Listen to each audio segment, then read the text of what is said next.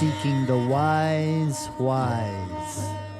with Aaron and Alexander discussing the Just philosophy, covering self-development, emotional processing, conscious relationships, and 5 levels of overall wellness. Welcome back to the Wise podcast. Alexander here, giving my extended take on some past episodes. And today we're going to be visiting 5 of the most important aspects of the Just philosophy.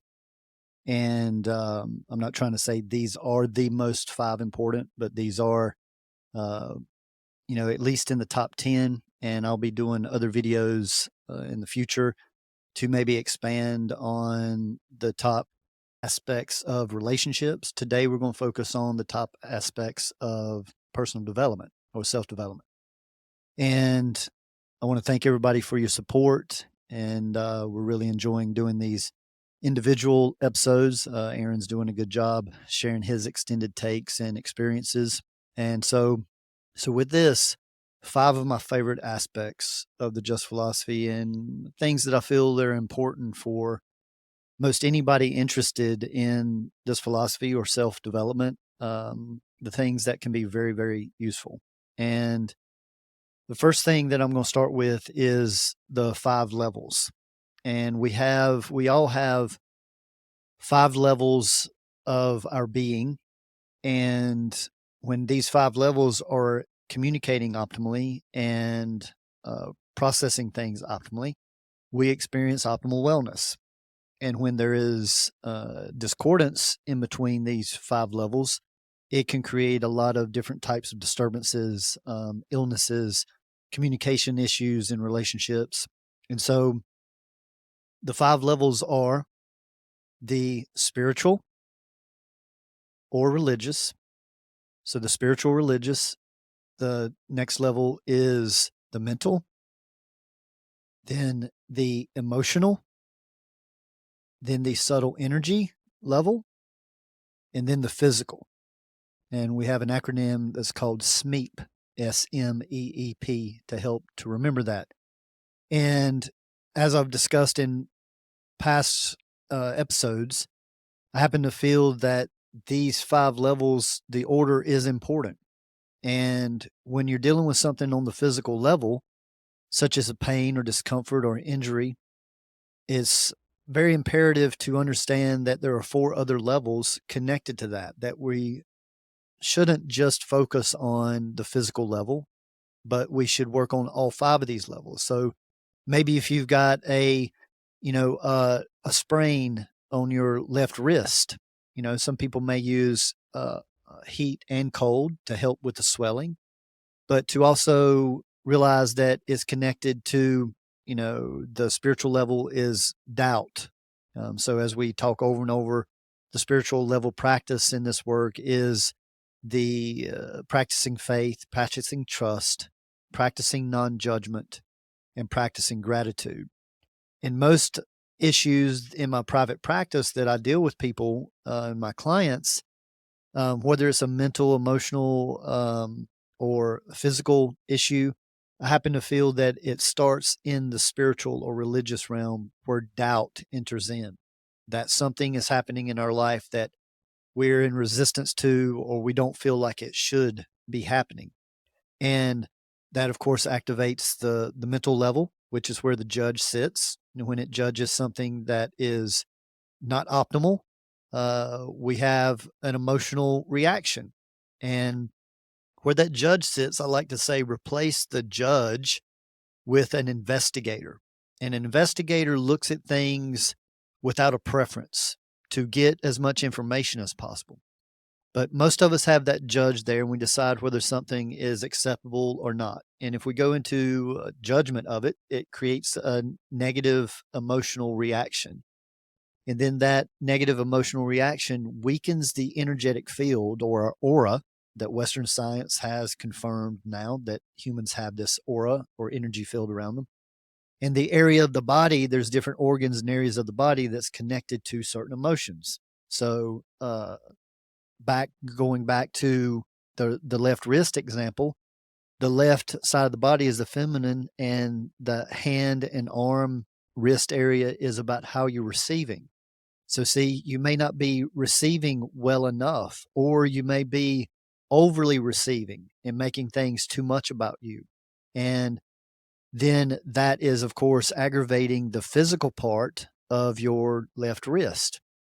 And so, working on it from the physical standpoint will normally help, but it's not going to reach full wellness until all other four of those levels are accounted for and worked with. So please visit podcast on the 5 levels so that you can get more information around that. The next is I'm going to bring up is what I call the 3 R's. And that's to recognize a person, place, or thing, work to respect that person, place, or thing, and then redirect that person, place, thing, or energy. And most people get stuck in recognizing, like they may say, will this come from my family lineage or my mother's side or my father's side?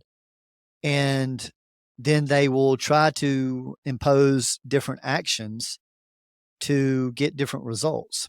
But there's a medium step there that's in learn to respect it. And respect means letting go of your judgment of it. And this is very important after the recognizing that there's been so many situations when I was, in the beginning stages of this development over 26 years ago, where, yeah, once I recognized something that I didn't want in my life, I worked very hard to change patterns and to create change to get different results. But the issue was that even if I'm still, even if I'm doing a different action, see, my judgment is still the same.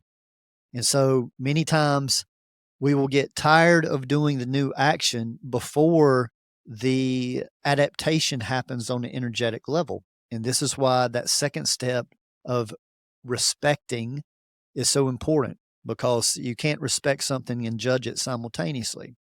So learning to respect it and get into neutrality of your judgment of the person, place, thing, or energy, and then redirect through discipline and structure and consistency of effort is likely to have the best results. There's been so many personal experiences that I've had with the 5 levels, with the 3 R's, and these are some of the things that really changed not just my actions, but my perceptions, which also changed the way that I communicated it with loved ones around me. And so I feel like this is going to be a great episode to review and then possibly seek out the individual episodes to expand and get more and more information on it.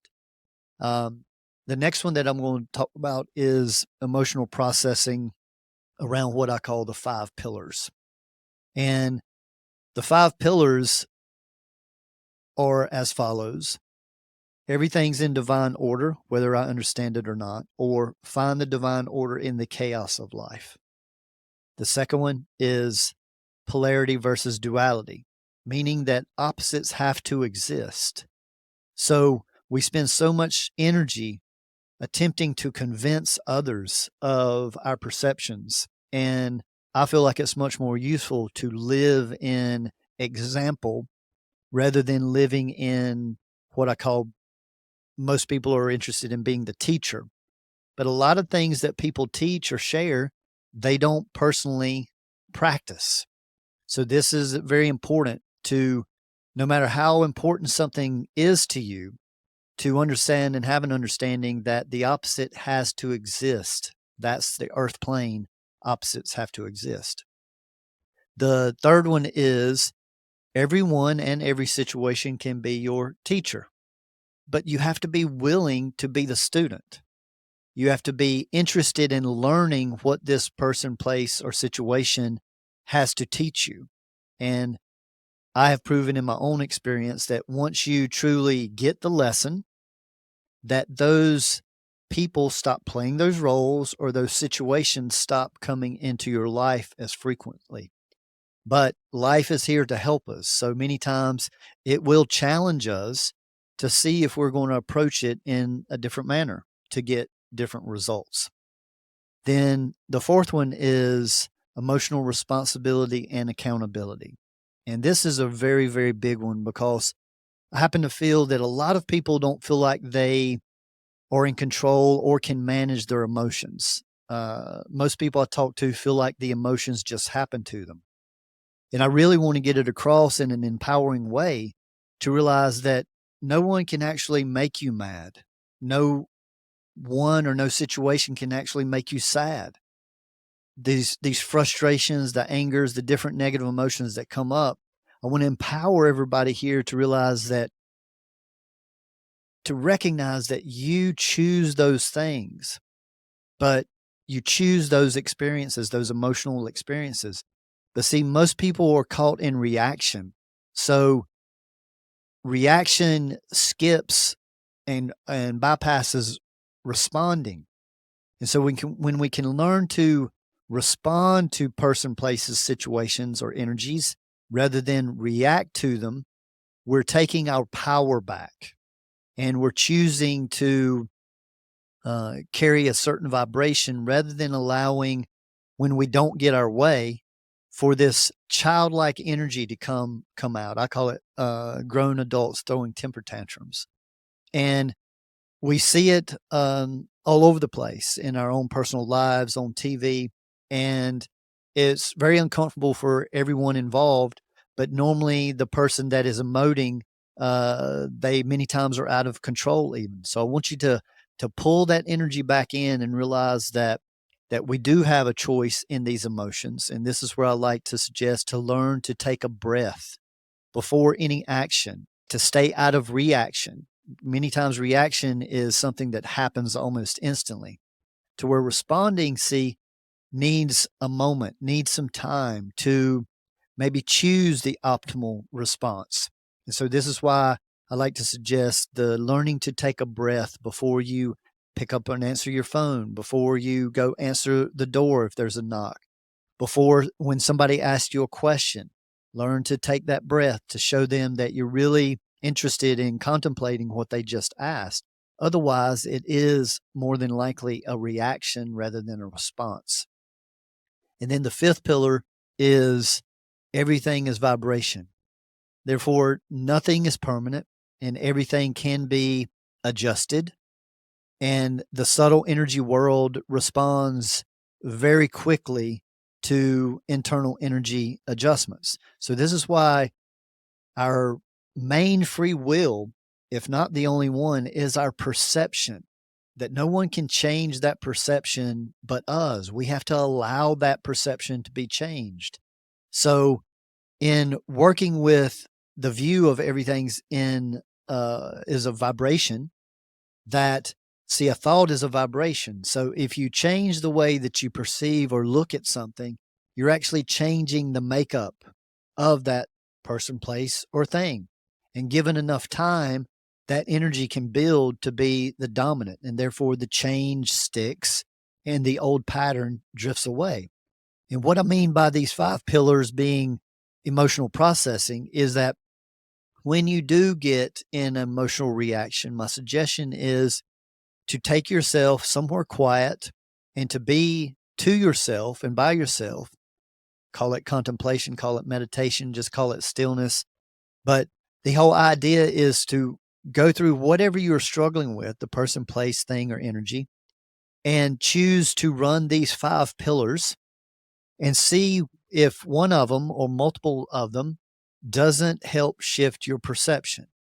And many times mine is resolved in probably 80 to 90% with that very first one, remembering that everything is in divine order and that nothing is happening to people, but it's happening for people's growth, for growth of relationships.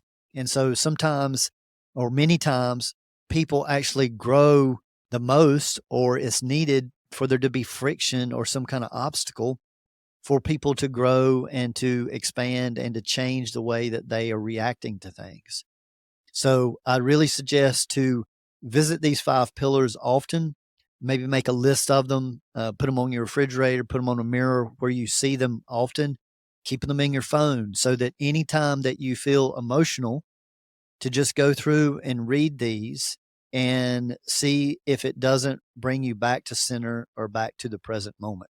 It's one of my absolute favorites and one that I've used so much, especially in my own personal healing, going through my own traumas and working with a lot of would'ves, could'ves, and should'ves. We have to be very careful of those and feeling like life was unfair.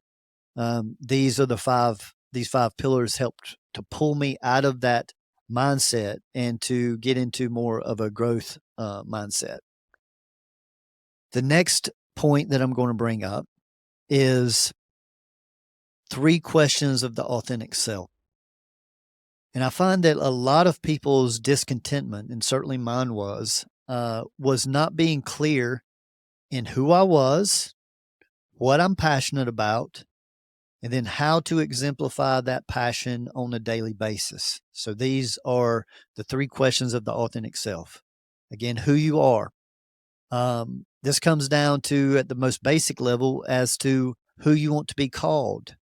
Many people have many different names. They might be a mother, a sister, a partner, an intimate partner, and then they have nicknames. And see, all these different names being called all the time keeps a person not necessarily confused, but scattered. Can be scattered, and see, by every different name, a person may have different constitution, different actions, different vocabulary. And so I like to suggest that the more that you can hone that down into the least variables as possible, the more consistent your responses will be in building energy. For example, I prefer being called Alexander. I don't typically use my last name, not because I have any issues with my family name, but I like just Alexander. And then I go in deeper to explain that I'm also a 4-1 profile in the human design, a generator in the human design, and a 10 of clubs personality card and a queen of hearts birth card. And so, see, this gives an added dimension that I can explain what all 4 of those characteristics really mean. And these are based off of the tools that we use and promote in the Just philosophy of the Destiny card system, Egyptian numerology, and then the human design system. And these 2 systems help you to understand your energetic makeup, your personality makeup, and then your higher self makeup, as well as your compatibility in relationships. So having a deeper level of knowledge about the self besides just your likes and dislikes is very advantageous. The second question is, what are you passionate about? And when people get confused with this, I like to suggest to go back to childhood, because everybody isn't clear on what they're passionate about. And your passion doesn't have to be your livelihood or the way that you make money, but it's really around what you get the most joy out of experiencing. For me, that is helping people with self-development work, helping people to become more communicative and intimate in their intimate relationships, and then help people move toward wellness on all 5 of those levels that I mentioned earlier. And so, see, that's very easy for me to explain, really what I'm about in a small group of sentences. And so please try that exercise about what are you passionate about? And, look how you can bring that passion into your everyday practice somehow, which brings us to the third question is, how do you exemplify on a daily basis these passions? So another example using myself is that I have a private consultation practice. I do energy work as well, connected to that consultation practice with sound and vibration. I also perform sound journeys out in the public. I hold public and private classes to teach, and I build and design and sell products such as sound tables, music, and things like that. So, see, those few things I work to incorporate in every day of my life. And so, in those 3 questions, I'm very clear in who I am, what I'm passionate about, and how I exemplify that passion on a daily basis. So please try that little test, that little experiment, and continue to refine it. Don't put so much pressure on yourself to figure it out exactly the very first time you do it. Allow it to expand. So just start on it and allow changes to happen and see if that doesn't bring your focus and clarity in your life just more and more as the days go on. The next and fifth aspect that I want to bring up is one of the more challenging ones to just discuss verbally. And it's under the word acceptance. And acceptance does not mean condoning or approving of. It simply means stopping the internal friction where a person, place, thing, or energy is concerned. A very general way to discuss this is, say I'm having an outdoor event and the forecast shows that it's going to rain.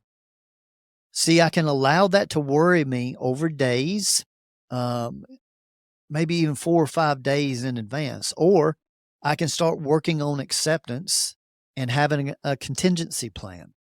So, see, in that situation, once I see the rain is highly possible, I can either reschedule my event, I can cancel the event, or I can hold the event anyway while describing and sharing that this may be a possibility to help. But see, there's not actually anything I'm going to consider that I can do about the weather. So see, the choices is to have that contingency plan in order or to worry about whether it's going to rain or not. And see, in that acceptance, I'm not condoning or approving of it raining. I'm just accepting that it's going to rain. And therefore, let me make the adaptations that I need to make to stay in a high or so-called positive vibration, uh, so that and this is another place to practice that very first pillar, that everything's in divine order, that event may need to be canceled or rescheduled for reasons that I don't know. And I want to be thankful for the things that I am aware of, thankful for the things that are just very easy to see. But I've learned over time to be very thankful for those things that I don't understand. Something as simple as being stuck in traffic. I used to experience road rage 20 or more years ago and would curse at people cutting me off and things like that, or being stuck in traffic and feeling like I was going to be late to an appointment. And that would really bother me because my father installed in me to be early, not just to be on time, but to be early. So I practiced all of these 5 aspects that I'm discussing here to learn that traffic jam may be saving me or someone else from an accident. Maybe in divine timing that the person that was supposed to meet with wasn't going to be there that day, and so they had a fill in. And so me being late or not making it to that meeting could actually be in divine order. So see, this is all practice of that spiritual level of trust, practicing faith, practicing non-judgment, and practicing gratitude. Because in that traffic being stuck, you can spend that time being thankful for many things in your life, especially your well-being. Or you can be in angst and frustration and worry, the negative emotions, when that's not really going to assist the situation in any way, shape, or form. But see, the acceptance, again, is an internal thing. It's so that you release restrictions or you release resistance. And that allows this subtle energy to flow optimally through the body. See, when we tense up, we stop the flow of chi or energy. And then we forget when that moment passes. Many times, most people won't go through some type of relaxation exercise to get back to neutral. They just go on about their day. And so, if you can visualize a person going through 2 or 3 different resistant situations a day over a week or a month's time or years, This can really start to disrupt the energetic flow, which is going to be connected to the emotional reactions, which is going to be connected to a lack of faith, a lack of trust. You're going to be in judgment more than likely. And that's all going to weaken the energetic field, which is going to make your physical body more than likely more subjective to illness, disease, and injury. So, in talking about these 5 aspects, 5 of my favorite aspects of the Just philosophy and things that I literally practice, on a daily basis, um, it's it's imperative for my growth, and I feel like these are some great aspects that if you incorporate them daily into your life, that you will see a change fairly quickly. Because even with this being the plane of polarity, as I said in the second pillar, that polarity versus duality. See, duality is that you have a point of view and you want to prove it, and you will even argue about it or possibly fight to prove that point of view. When that goes directly against physics and the way that physics works, that opposites have to exist. And it's well known that anybody that studies plant medicine, that if there's a poisonous plant in a certain area, within the vicinity of that area, there's also the antidote or the solution. Very similar typically with poisonous animals and things like that. The antidote will be close by. And this is the way that it was designed. So see, polarity or opposites don't always mean something negative or frictional, but many times it can. So again, I'm just going to review these important aspects of the 5 levels, the 5 pillars that assist with emotional processing, the 3 R's to recognize, respect, and redirect the person, place, thing, or energy, the 3 questions of the authentic self. Who are you? What are you passionate about? And how do you exemplify that passion on a daily basis? And then acceptance. In working to accept gifts that come your way, and then accept things that are taken from you or when you don't get your preference. So these are all connected to an overall, I'm going to throw in a little dash of a 6th one here, is to learn to live life in non-preference. That doesn't mean that I don't ever have a preference, such as enjoying possibly green bean casserole over broccoli casserole. But what this means is that you're able to first recognize that you have a preference. And anytime we have a preference, we're not seeing things clearly. There's nothing wrong with having a preference, but to acknowledge and realize that, oh, I'm not seeing things clearly right now. And to either go ask somebody that doesn't have an interest in it to get feedback, or to go sit in contemplation, possibly run the 5 pillars to get back to a place of neutrality before making a decision. And see, many, many people's decisions are made out of emotional reaction, and many times it's regretted later. When we make decisions out of that neutrality or a lack of preference, normally that is a decision that we're going to be good with over a long period of time. So really hope that these little highlights have resonated with you listeners. Maybe it's generated questions. So please reach out. We enjoy answering questions on the podcast or directly, as well as our classes that we hold. So I'm in much gratitude for everyone's support, interest, and I send you so many blessings and kind vibes. And please connect with us, share our episodes. If you want to donate monetarily, we have a way to do that. Please do that.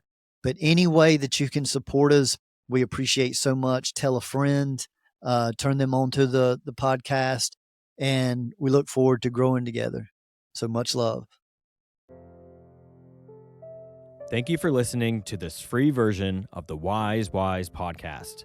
To hear the complete conversation and go deeper into the application of the tools and techniques of the Just philosophy, head on over to wisewisepodcast.com and become a premium member.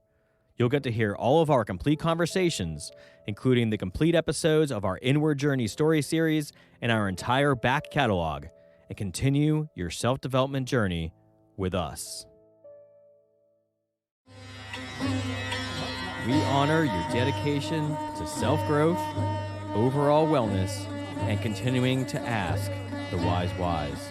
And remember, gradual changes over long periods of time equals lasting results. Continue on your self-growth journey by visiting thejustphilosophy.com, where you are able to connect personally by booking a private consultation with Alexander in person, by phone, or Zoom.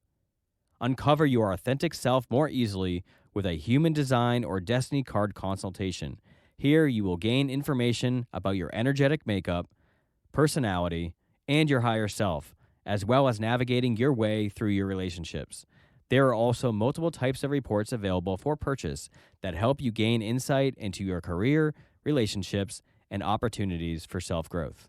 The site also allows you to view a calendar of Alexander's live performances and class schedule, peruse other products such as shirts, CDs, and finally, the revolutionary VibroTune vibrational sound therapy tables. These contoured therapy tables allow you to bathe in a vibrational sonic bath of frequencies, bringing you into alignment on all levels. You will be feeling and hearing calming music synced through vibration and frequency. So again, you can grab all this goodness at thejustphilosophy.com, thejustphilosophy.com. The Just Philosophy, as discussed in this podcast, has been developed by Alexander over the last 25 years in his personal studies, private practice, and professional environment. The information discussed is intended for educational purposes only and is not meant as a replacement for conventional medicine. Just remember, knowledge plus experience equals wisdom. Seek the wise. We want to thank you for working on you. Keep shining your light and refining your vibe.